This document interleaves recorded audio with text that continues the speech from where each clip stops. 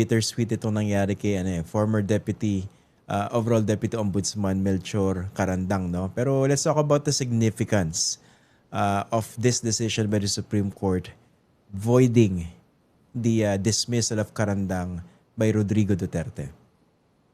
Well, Go ano ba ahead. konteksto nito? No? Tama ka doon sinabi mo kanina na ang konteksto nito is ang ombudsman ng mga panahon na yon si Conchita Carpio Morales, no? And dahil si Conchita Carpio Morales nag-inhibit dahil related siya by affinity doon sa mga Duterte, di ba, mga Carpio, di ba?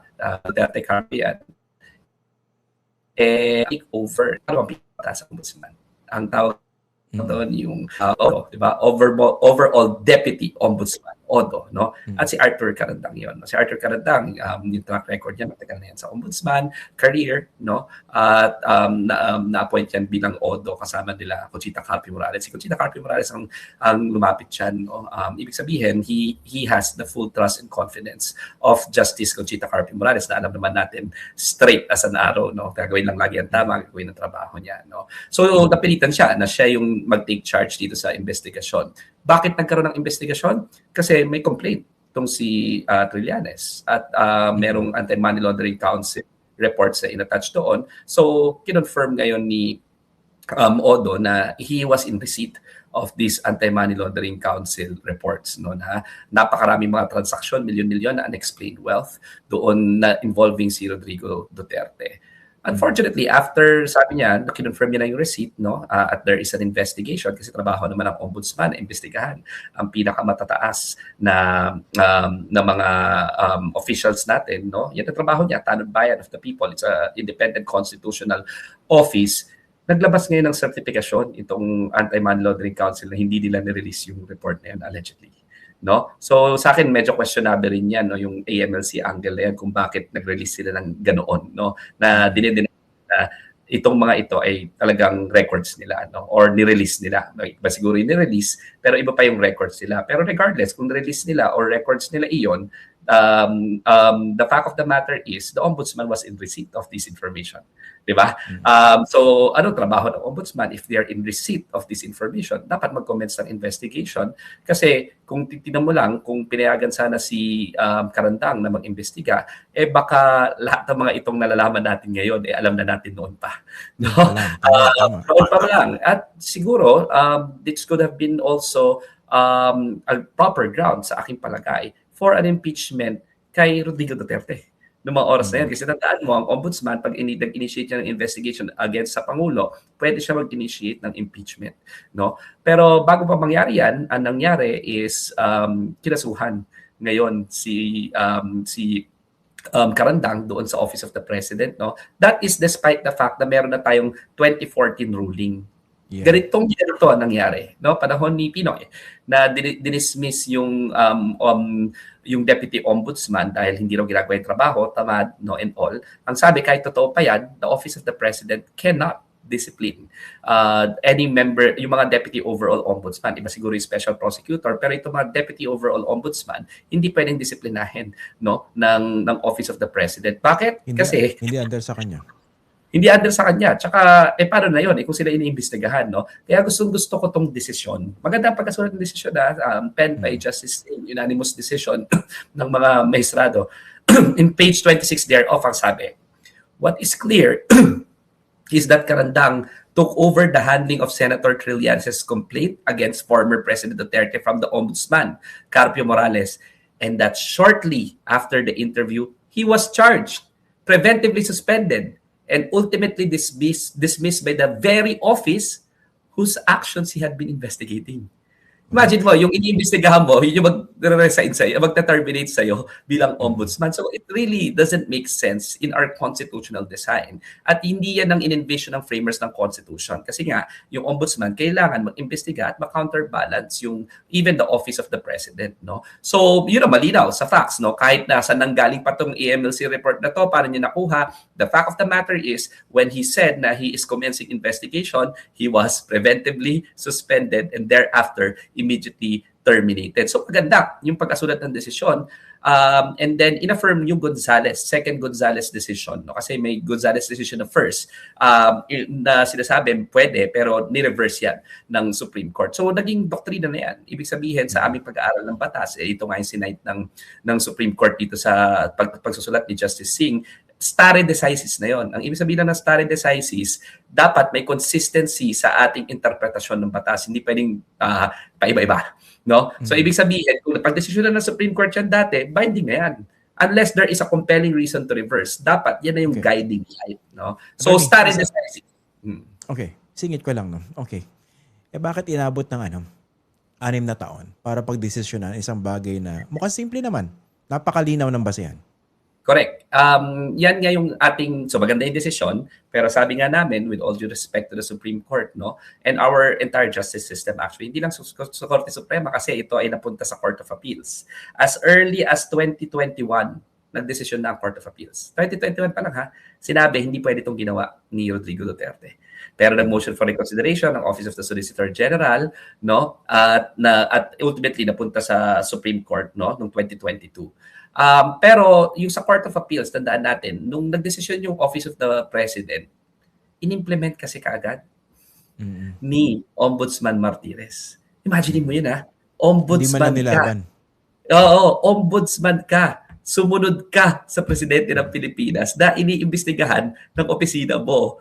Immediately, ginawa niya yun. So meron ditong Martires hand na dapat, kung hindi niya sana sinunod yon, dapat niya sinunod. Kasi meron 2014 ruling Justice nga siya nun no? Na sinasabi na hindi pwede ito, unconstitutional ito. Pero yun na naman, alam mo naman yung record ni Ombudsman Martires, napakapangit, imbis na tanod bayan of the people, enabler, no? Magmukhang enabler ng corruption, no? At least his track record na nawala yung transparency, no? Siya yung naglabas ng Ombudsman Order number 1. So history will of course know what kind of an ombudsman Martires is. And sa aking palagay, sa aking pagkakabasa at sa aking experience bilang 10 taon na abogado ng panahon niya, pinakamahirap na makakuha ng hustisya sa ombudsman. No? Ang laging nangyayari is natutulog yung mga kaso, na-enable yung mga corrupt, yung mga abusers. So, ibig sabihin, implement niya.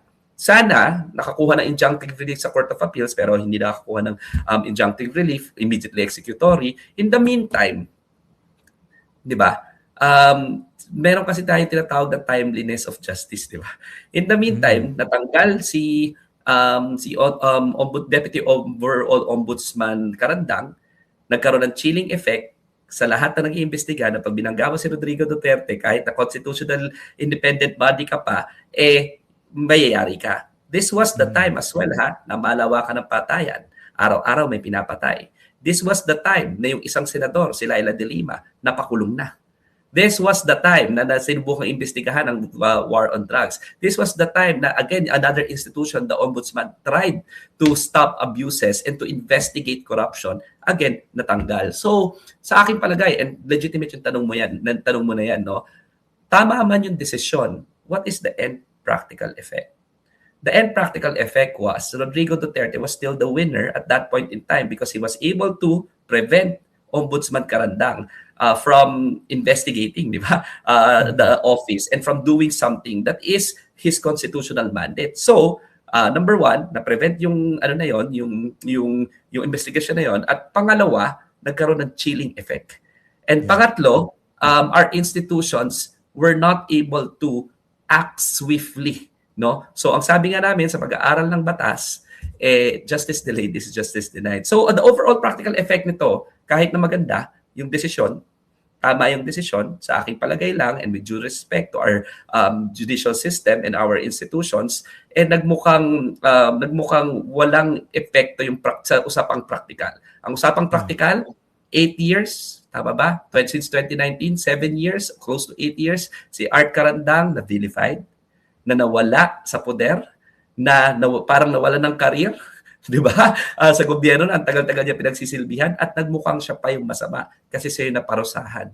At ang practical na effect again is ang daming natakot at ang dami ng hindi mangangahas na gawin ang kanilang trabaho kahit na mamamayagpag yung mga pinagagawa ni Rodrigo Duterte. In short, nabago yung ating mga institusyon, nababoy ang ating justice system, nababoy ang ating constitutional design, and our institutions, again, were not strong enough to act in a timely manner to prevent such abuse. So yun yung nakakalungkot doon, no? So tama ang desisyon, walang nangyari. Na And to practical. resist an abusive leader in Rodrigo Duterte. Teka, Correct. ikaw pala, no? Sa intro ko yata nabanggit ko 6 years, no? Sorry, sabog lang. 8 years dahil 2018 siya tinanggal, no? Pero ito may isa akong tanong, Attorney Dinon. So basically, nakalusot na, kumbaga, nasunod pa rin yung gustong mangyari ni Duterte at hindi siya naimbestigahan. Kasi tinanggal niya, di ba? Napakagarapal ng ginawa niya. Inimbestigahan siya, tinanggal niya. Di ba? Napaka-brazen.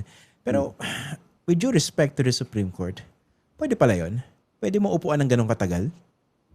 Ayan na isa natin tinitingnan, no? Ang maganda sigurong pag-aaral, again, with due respect to the Supreme Court, kasi marami rin naman tayong mga pending na kaso dyan, gaano ba karami yung delay? At bakit marami ang delay? Kasi, tinan mo ha, ito sa akin lang naman kasi papel ko to nung ako yung nagtitake ng Masters of Law ko, no? Ang isa sa papel ko is, bakit ganoon na pagdating dun sa RTC judge, pag may delay, subject to a disciplinary action, kahit na yung RTC judge, walang staff, swerte na kung may isang abogado, 2 abogado siya. Tapos siya yung frontline na magta-try ng lahat ng mga kaso, gagawa ng record.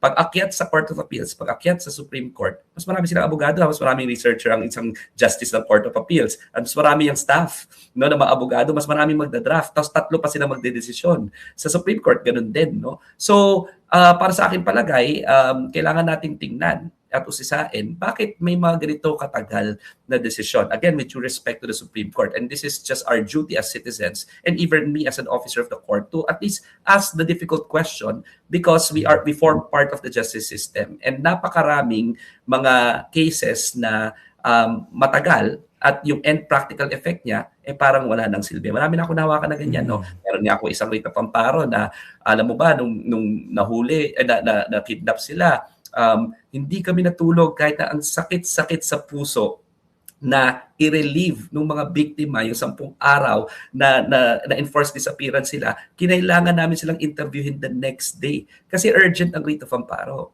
Di ba? Ang urgent ang writ of amparo kasi baka may mangyari sa kanila, konsensya ko pa yun. Dahil hindi ko na-file in time. So, nung na-file natin, ilang taon din or ilang buwan. Hanggang ngayon, di ba? Nandoon pa yan. Supposedly ang writ of amparo, pinakamabilis dapat na relief. Hanggang ngayon, hindi pa natin nakukuha yung final word dyan. No? So, kailangan usisain yung justice system. And it has to be a little bit, not just a little bit, it has to be speedier than this, because the net practical effect, yung biktima nagsasuffer, yung mga abusado nagtatriumph sa kapangyarihan for the time being na walang nakakuhang end practical relief yung mga lumalaban.